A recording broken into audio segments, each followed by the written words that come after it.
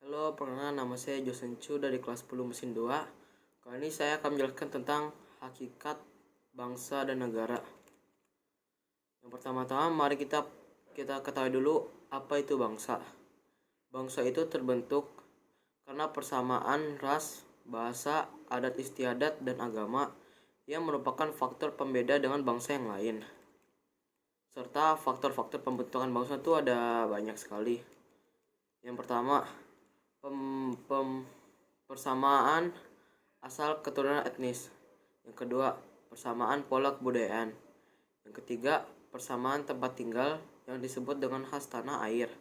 Yang keempat, persamaan sejarah. Yang kelima, persamaan cita-cita. Lalu, mari kita ketahui apa itu negara. Negara adalah organisasi manusia atau kumpulan manusia yang mendiami suatu wilayah berada di bawah pemerintahan yang tunduk patuh terhadap pemerintahan tersebut. Sifat-sifat negara ada apa aja? Yang pertama, memaksa artinya memiliki kekuasaan untuk menyelenggarakan ketertiban dengan memakai kekerasan fisik secara ilegal. Yang kedua, monopoli artinya memiliki hak untuk menetapkan tujuan bersama masyarakat. Yang ketiga, mencakup semua artinya semua peraturan dan kebijakan negara berlaku semua orang tanpa terkecuali. Unsur-unsur negara. Yang pertama, penduduk yang tetap atau rakyat. Yang kedua, wilayah. Yang ketiga, pemerintahan yang berdaulat. Yang keempat, pengakuan dari negara lain. Unsur-unsur negara konstitutif ada apa aja? Yang pertama, unsur konstitutif itu yang pertama penduduk atau rakyat atau sama kayak yang tadi. Pemerintah yang berdaulat. Unsur konstitutif. Rakyat. Apa itu rakyat? Rakyat adalah semua orang yang berdiam di dalam suatu negara. Yang pertama, penduduk. Mereka yang bertempat tinggal tetap di negara tersebut. Yang kedua, bukan penduduk. Mereka yang bertempat tinggal sementara dan tidak bermaksud untuk menetap tinggal di negara tersebut.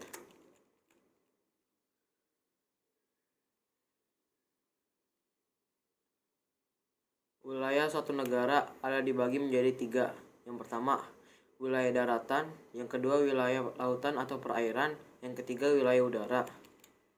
Wilayah darat adalah batas wilayah darat suatu negara ditentukan atas perjanjian bilateral atau multilateral antara negara-negara yang bersangkutan. Yang pertama, batas alami. Yang kedua, batas buatan. Dan yang ketiga, batas geografis. Batas alami itu biasanya seperti batas yang terjadi secara alami. Contoh, sungai, gunung, lembah, dan lain-lain. Batas buatan itu ada batas sengaja yang dibuat oleh manusia. Contoh, patok, pos penjagaan, gapura, tembok. Batas geografis itu batas penduduk letak suatu negara. Contoh, Indonesia terletak antara benua Asia dan Australia. Wilayah laut. Apa itu wilayah laut?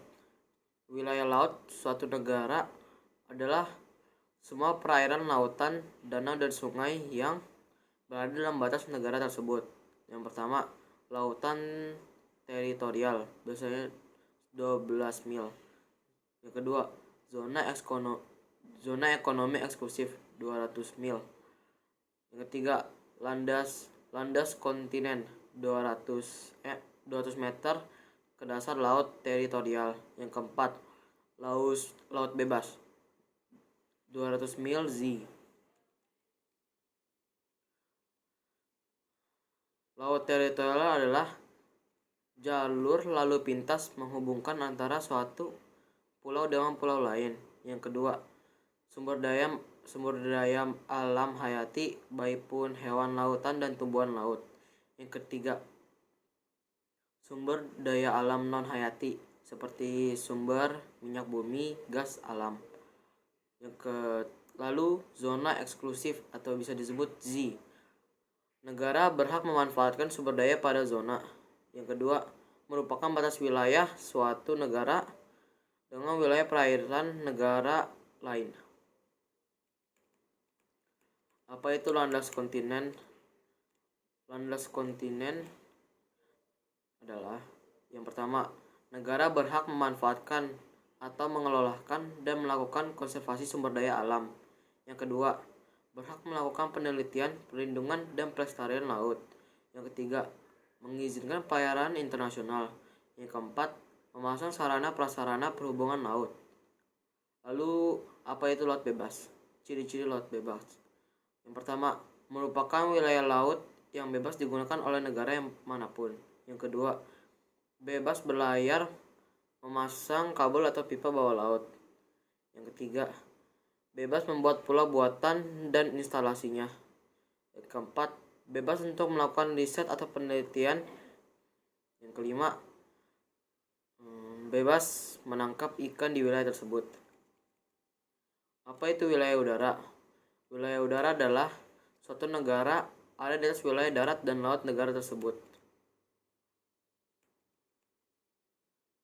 Pengakuan dari negara lain dibedakan. Yang pertama, pengakuan dari negara lain secara de jure, artinya pengakuan resmi berdasarkan hukum. Yang kedua, pengakuan dari negara lain secara de facto, artinya pengakuan yang diberikan jika negara yang baru berdiri tersebut secara konstitusi dan menunjukkan pemerintahan yang stabil. Pengertian pengakuan secara de facto.